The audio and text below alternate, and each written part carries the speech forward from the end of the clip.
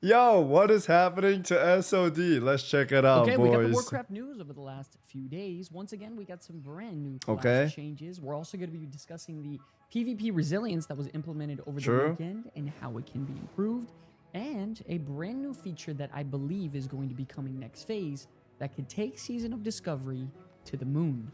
My name is Scout from Okay. Comeback Kids. We got Season of World Discovery to Warcraft the news today. moon. Grab a cup of coffee. I don't think sit the down. PvP change is We bad. got a lot to discuss. Don't forget, if you're looking for It's an not easy like way one to shot find your anymore, runes right? or level up quickly in all versions of World of Warcraft, click that link in the description below to get the Rested XP guide. It's literally the best guide out there for World of Wow. Warcraft. I promise Insane. you won't be disappointed. Click the link, support the channel, game rewards. Okay, now starting off today's video with some class changes coming to Season of Discovery as of today. We were told that moving forward, we were going to get, more bulk-like class change updates, Okay. and I'm hoping that we do see some of those, other classes out there Stagger. getting some love. But for today, we have some changes starting off with the Elemental Shaman, which is one Okay. of the worst DPS specs in the entire game. Wait, in no terms of wonder a they blast in PvP. They're the worst in PvE right now. raiding environment. They're actually getting some buffs to their Rolling Thunder rune, which is a rune meant for Elemental Shaman DPS. Wait, if they which get equal buff, out I'm to,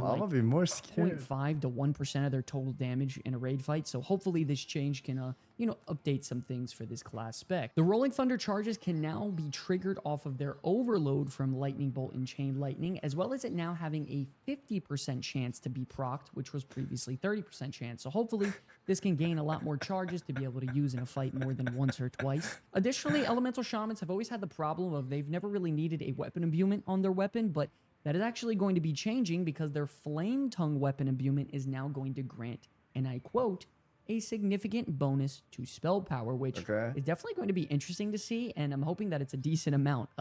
We all know that Elemental Shaman is pretty damn good in PvP, but when it comes to raids and damage, they are pretty much bottom of the barrel. So this is one class that was definitely in need of some adjustments and tuning. I think this is a fantastic place to start, and I'm really excited to test it out for them this week. Additionally, it seems as if they're nerfing Melee Hunter slightly, with Raptor Fury now increasing damage done by Raptor Strike and Mongoose Bite by 10% per It never stack, feels which good was to be the previously nerf 15%, class. which isn't too bad, as well as them nerfing the Rune of the Beast Mastery, which now increases your pet damage by 10%. Serve Hunter which was has previously definitely 20%. been complained I think we a can all lot. agree that Melee Hunter is very, very powerful sorry, right Sagar. now, but I don't really see a need in nerfing the Beast Mastery rune, because if a Melee Hunter is top of the damage dealing, charts, I don't see the purpose in nerfing their pet with the Beast Mastery rune. I don't know, it doesn't really make too much sense to me. Like, rather than nerfing that rune, why not try to buff up Carve and make that more appealing to melee hunters? I don't love the idea of nerfing runes or abilities for other specs that they're using in that certain situation because it's just flat out stronger. Like, why not buff the other ones? So hopefully that's something they can adjust soon. Moving on to Warlocks, we're getting some changes to their Invocation rune, believe it or not, because I know a lot of you don't even use it, which causes the Warlock's damage over time effect to be low 6 seconds to deal the rest of their damage duration instantly when you reapply the damage over time effect. So now this will be applied to their Unstable Affliction ability, and now also will be able to deal a critical strike if the Warlock has the Pandemic rune active. I mean, listen, if we're going to be honest here, no Warlock is using the Invocation rune right now, and it's really just as simple as that. Unless they start buffing this rune drastically, I don't see this ever changing. It's just really, really weak my mom doesn't seem happy about the Warlock change. As of today, there easily could be more coming into this week, but to be honest, I was hoping for a big, bulky amount of class changes this week after the PvP testing over the weekend, just because I feel like there's a lot of classes out there that could use some help in terms of PvP and PvE, and with the final phase of Season of Discovery coming out in roughly a month, I think we really need to start prioritizing some class balancing heading into the final phase, because if not... They were saying that at 60, we're going to get a lot more rune, and the classes will be panned out and more balanced, so I guess there's that too, right? Level 60 is going to be a pretty big mess. And speaking of mess, now that the weekend is finally wrapped up, that means the PvP reduction aura that was implemented on Friday is officially removed. This aura equaled out to about, roughly 50%-ish or so damage being nerfed in PvP. And I gotta tell you, the forums of the community have been non-stop discussing whether this is a good or bad change. And I'm gonna... So far, it's not bad, not great, but could use some tweaks. Self-heal reduced by 15% and damage reduction lowered by 35%. Let's give it a go. Yeah, I think they kind of went ham on the nerf. I mean, the community is always, 50-50. They want the one shot, they don't want the one shot. I think more people are leaning towards no one shot, but now that no one's doing damage, they're all mad, and Give it to you it's very hard to straightforward in a balance out, TLDR man. format.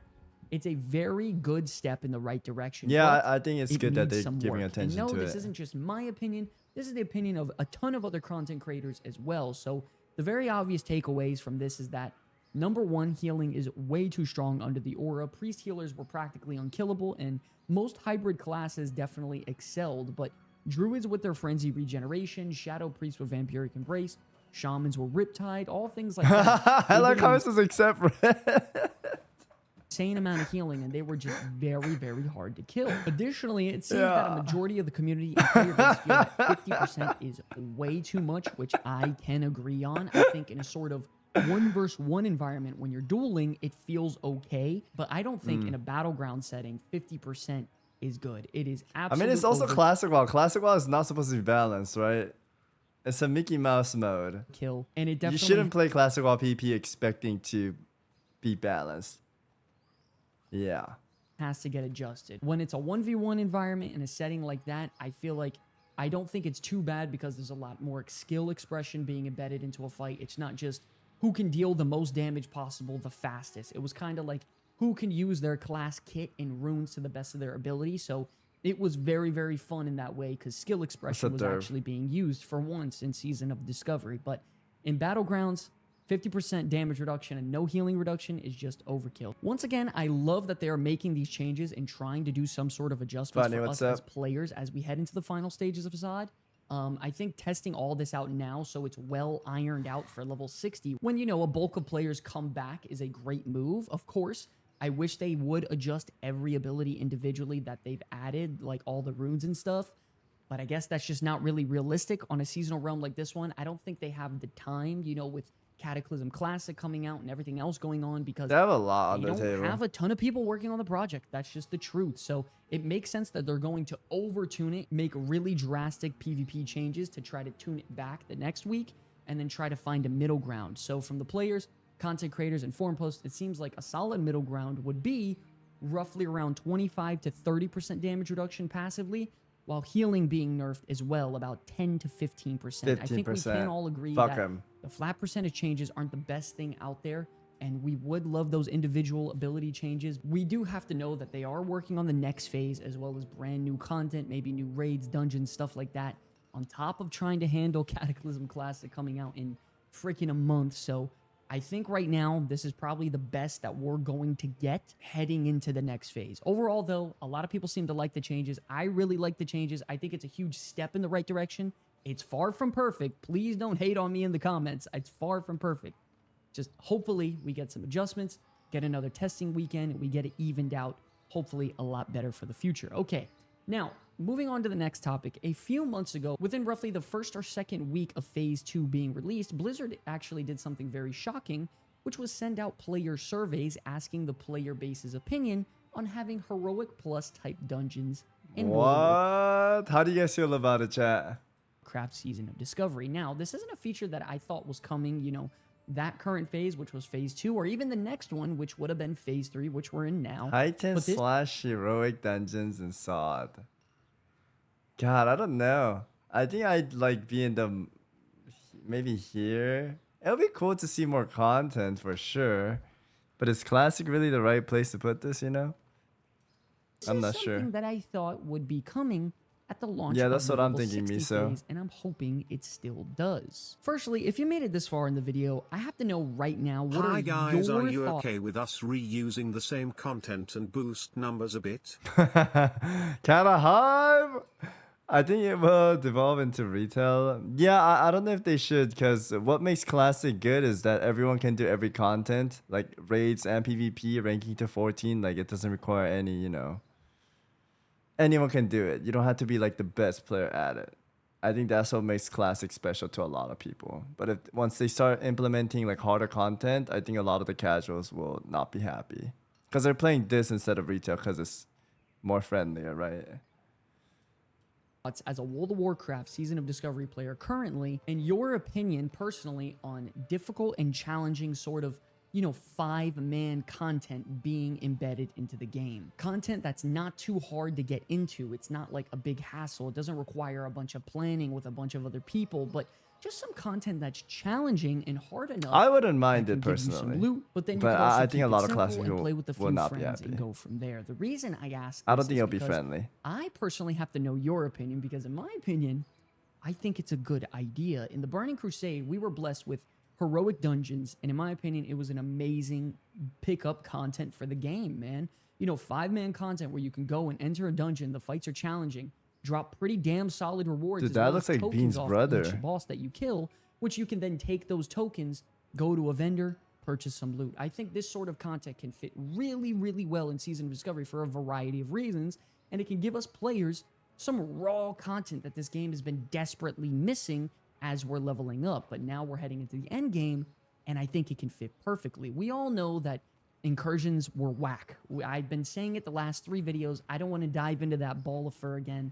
We got to be honest here. No one really loves incursions. I'm gonna be different. I didn't mind incursion. I think the gold inflation was dumb. That's why I messaged like all the Blizzard people saying this needs to be nerfed, and then they nerfed it real fast, but not enough. I think it definitely ruined the economy. The gold part, the leveling part, I didn't mind because it's a seasonal server, and we've already leveled in 2019, 2018, 2004. Season of Mastery, private servers, did hardcore. We leveled up so many 1 through 60s. I don't think like that 10 level is that special. And I know for a fact most of the people just spam dungeons anyways. Like that last phase, everyone was doing SM anyways. Like, dude, incursions, who fucking cares? It was a new experience for me. It looked cool running around with the full group. Again, the gold part sucked ass. The incursion, I don't think it was terrible. I think it was cool that they tried something new. I don't think they should get shit on it for that reason. The idea that they're bringing something new and something exciting, I guess, but there really isn't any need to reinvent the wheel, I think, and take a bunch of risks and development time when there's... No, they wanted to make good use of these portals, right? Because nobody really... They were always wondering what these do. So I think it was a cool way of them trying to put something, right? Yeah, I don't think they should shit on too hard. Great content opportunities out there that can plug into Season of Discovery, and fit really well. Not only could you give us great rewards for the tokens that we loot off of each boss, you can also maybe give us catch-up mechanics for some of our alternate characters. Like, what if there was a way you could take these tokens and buy runes for your alternate characters so you don't have to spend the time doing, for example, the Dark Riders quest chain, which no one even does anymore. I feel like one of the biggest reasons Phase 1 was so much fun was because it was so alt character friendly. In Phase 1, I had 5 level 25s doing rage, chilling out, PvPing, open world PvP, Battle for Ashenvale.